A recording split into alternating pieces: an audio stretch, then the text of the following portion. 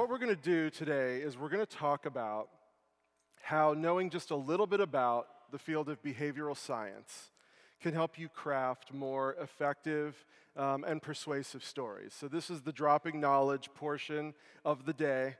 And I'm going to try to keep you all going through this. So I'm actually going to read you two versions of a very short story. So bear with me. This story really touches everybody in this room. I don't have to tell you that health costs are out of control. It seems like we're paying more for everything, with skyrocketing insurance premiums, high deductibles, and extravagant out-of-pocket costs for drugs. But think about what we're getting: elegant diagnoses, sophisticated surgeries, powerful drugs that didn't exist 50, 30, or even 10 years ago. There are children born today that have a real chance at full, healthy lives. People recover from cancer. We can see what's going on in our heads and our hearts without having to cut them open. People manage chronic pain and illness and live longer through drugs. Yes, it comes with a price tag. The average cost to develop a single new drug from concept through final FDA approval is $1 billion. An MRI machine can cost $300,000 to $3 million. Heart valve replacement surgery can cost $800,000 to $200,000. And a week in the ICU can run tens of thousands of dollars. For instance, severe sepsis sends almost 130,000 cancer patients to the hospital per year and causes 8.5% of all cancer-related deaths, at a cost exceeding $3 billion. But without modern health care, how many would be suffering or worse? Millions of people quite literally can't live without health care. Sure, it's expensive, but they and we are worth it. Can you bring the lights down a little bit? I want everybody to just think about how that story made you feel. Version 2. I'd like to tell you a story. I suspect that most of you, unfortunately, have a similar story in your experience.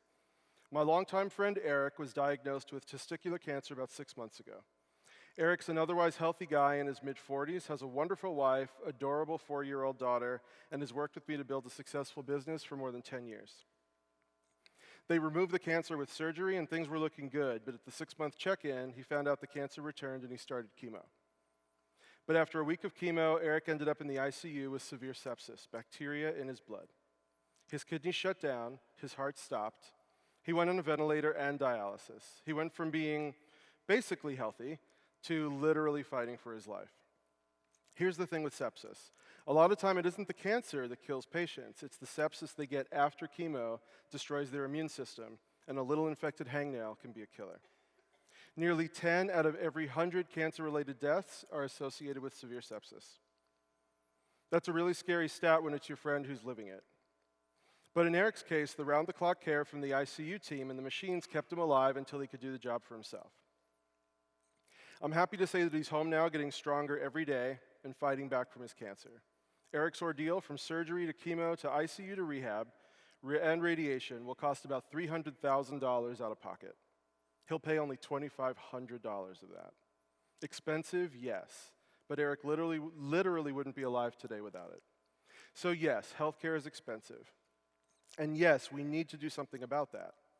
But we need to be really careful that whatever we do, we don't risk lowering or losing the quality of care that the huge medical advances that we have here in the United States.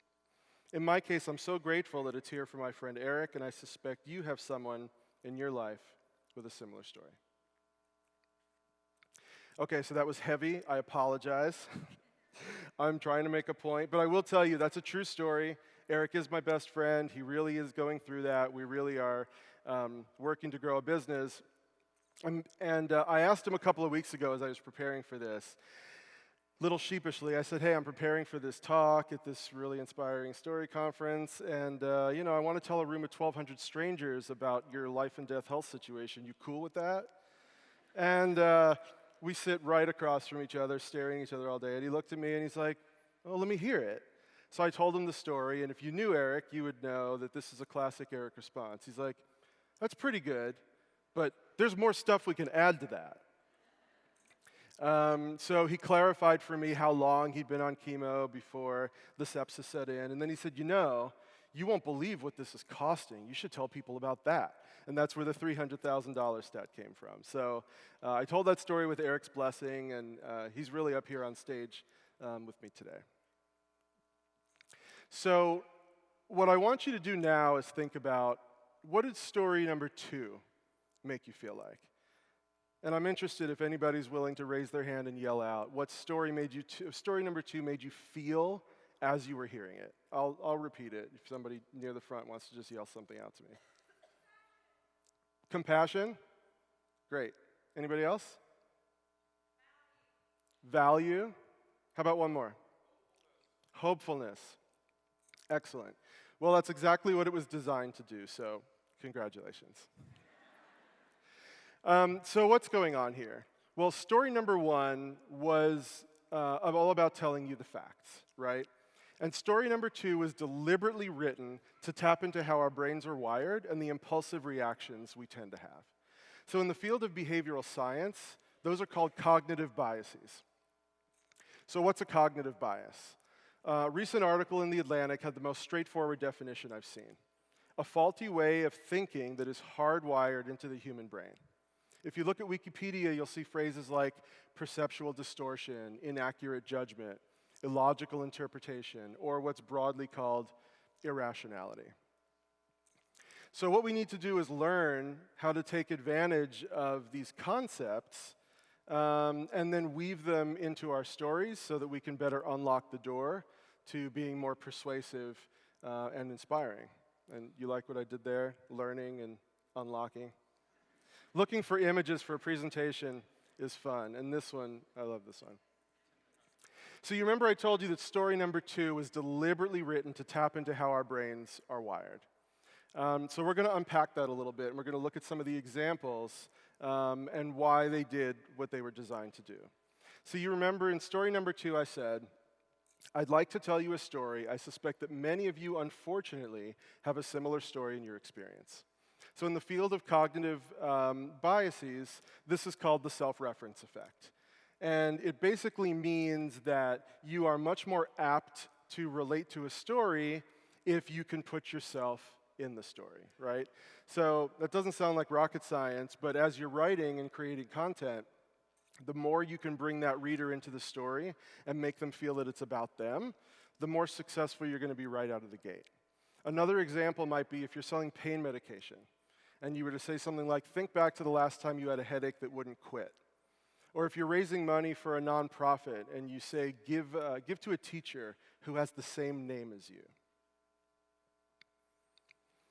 The next thing I said was my longtime friend Eric was diagnosed with testicular cancer about 6 months ago. Let me tell you a little bit about Eric. The cognitive bias at work here is called the identifiable victim effect. And what we know is that people tend to relate much more to a single person at risk than to a large body of people at risk. So an example might be, instead of saying millions of children face hunger issues due to food shortages, if you're raising money for poverty and those less fortunate, you might say something like, Rokia and her family struggle for food, education, and medical care. This is actually based on a Wharton study where they brought research participants in, gave them each $5, and then either told them a story about millions of kids at need or a story about Rokia and her family at need. After the story, participants were asked if they'd like to donate a portion of their $5 to help that cause. Those who heard the first story donated 23% of their $5. Those who heard the second story donated 46% of their $5. Double the giving based on that story. So this stuff works. Another example, I said in the second story, nearly 10 out of every 100 cancer-related deaths are associated with severe sepsis. This one deals with the framing effect. This one's tremendously powerful because it's also one of the easiest ones to work with. So you probably remember in story number 1, I told you that 8.5% of cancer-related deaths are associated with severe sepsis. The reason this is more effective is because most people can't imagine themselves being part of the relatively small-sounding 8.5%. But you can more likely imagine yourself being in that group of 10 out of 100 people. Notice I also didn't say 1 out of 10 people, which of course is the same ratio. But again, it's much more effective to have people imagine themselves being in a group of 10 out of 100 than being the 1 out of 10. Everyone's going to say, no, that's not going to be me. This is my favorite example. Recent article in the New York Times cited a survey that was done in 5 Nordic countries on happiness. And you've probably all heard that the Nordic people are known to be the happiest in the world.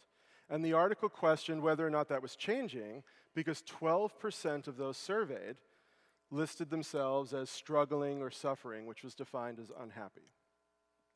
But what does that mean? That means that 88% are registering themselves as happy. So in the words of my friend Kevin Carroll, come on! Are you kidding me? That's the story, 88%. So you can see how simple framing can make such a huge difference in the way people perceive information.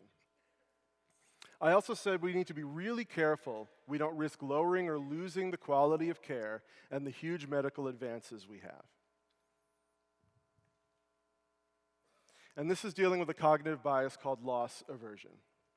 This one's also really interesting because what we know is that people feel a loss twice as acutely as a similar gain. Example would be, if I give you $1,000, you'll love me. If I take $1,000 from you, you'll hate me. But the intensity of the loss, you'll feel twice as acutely as the gain. How about that guy on the right? He's having a bad day. The dude on the left, though, I shared that all around the office. That made us happy. We love that one. All right, and the last one. I said in story number 2, I'm so grateful that our healthcare system is here for my friend Eric. I suspect you have someone in your life with a similar story. Those of you who guessed self-reference effect again, you're right. Self-reference effect is so powerful that I bookended the story with it. I started out by making you think that this story might be related to you, and I closed by reminding you that it likely already is.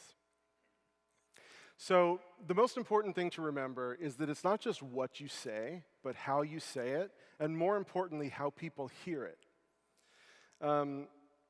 So when you can conduct research and you can put different versions of your story out in the world and see how people respond to it, that's a great way to test these theories. But when research isn't in the cards, I encourage you to go online, become a student of cognitive biases, and use that knowledge to craft more effective stories. Thank you.